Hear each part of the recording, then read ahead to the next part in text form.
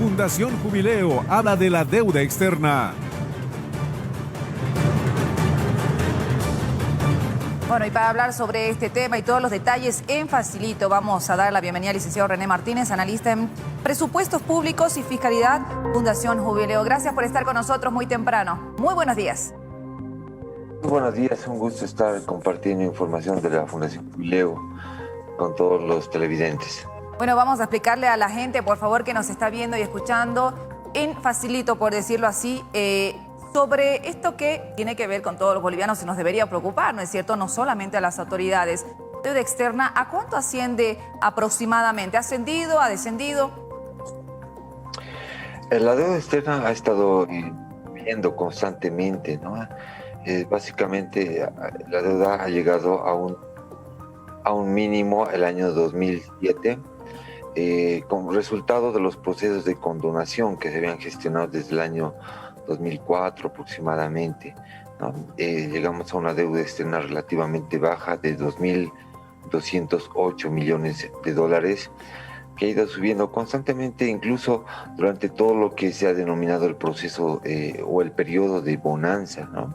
A pesar de que estábamos en bonanza, hemos seguido contratando mayor deuda externa, que ha subido constantemente, y especialmente desde el año aproximadamente 2017 en adelante es cuando se dispara el endeudamiento externo, llegando a más de 12.000 millones de dólares para el año 2020, y es el monto más o menos el cual tenemos actualmente.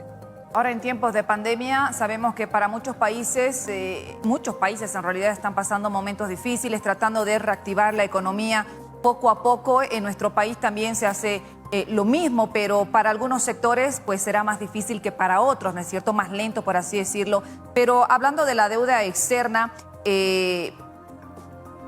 nuestros ingresos y divisas, si hablamos así, y también reservas internacionales al momento, ¿son suficientes o no? Bueno, si vemos el momento actual, estamos todavía hablando de la deuda externa con un nivel que podría estar por debajo de los umbrales, ¿no? O los umbrales de endeudamiento sostenible, pero lo que nos preocupa a nosotros mucho son las tendencias. La deuda ha subido mucho en los últimos años, no solamente la deuda externa, sino también en el momento de la pandemia habría subido la deuda interna. Se ha disparado también la deuda interna. Entonces, si vemos la deuda total, ya estaríamos con un endeudamiento por encima del 50%, la deuda total, ¿no? Entonces, evidentemente los montos que tenemos de deuda han subido y han subido muy rápidamente.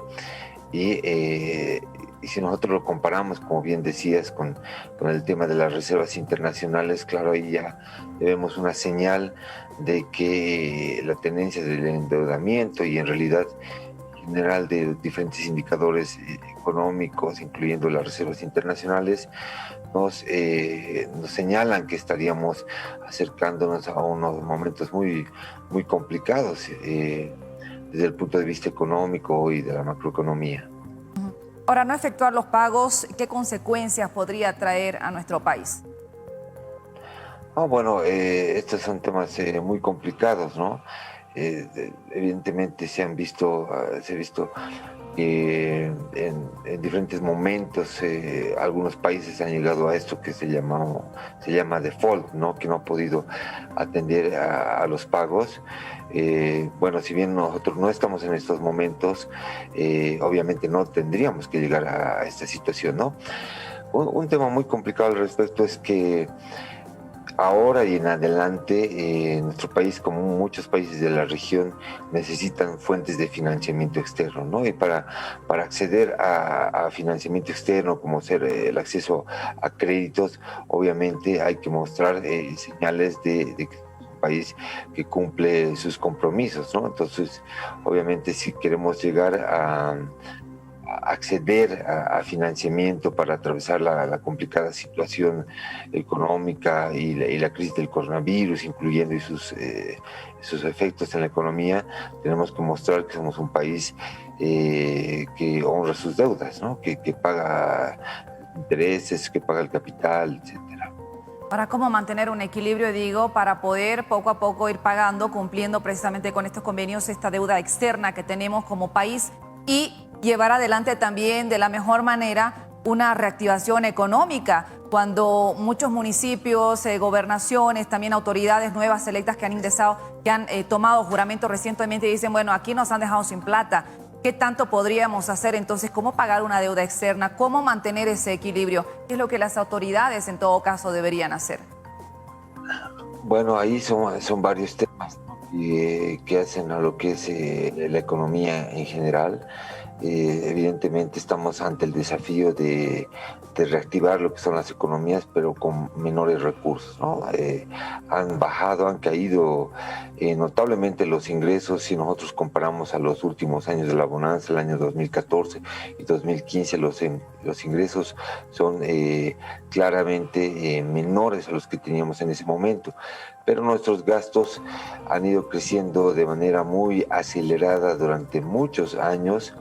Entonces tenemos como resultado lo que es un déficit fiscal, que son más gastos que ingresos. Entonces eso es lo que tenemos que ir conteniendo, digamos, lo que es el déficit fiscal, ¿no? Que no se dispare esta diferencia entre ingresos y gastos, porque el déficit se cubre, esta diferencia entre ingresos y gastos se cubre con endeudamiento.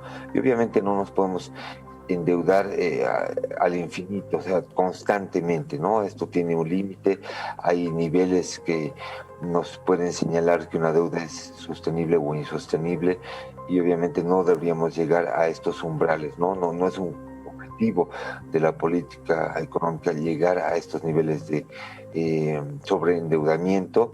Entonces lo que tenemos que cuidar ahora es esta tendencia, contener el crecimiento de los gastos corrientes, pero al mismo tiempo atender las diferentes demandas y necesidades que tiene la población y este desafío de reactivar la economía.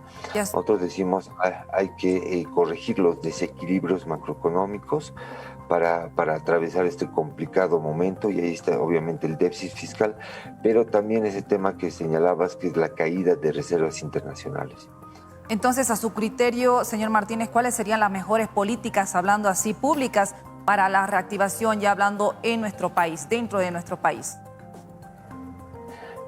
Bueno, lo primero es corregir los desequilibrios macroeconómicos, como decir, ¿no?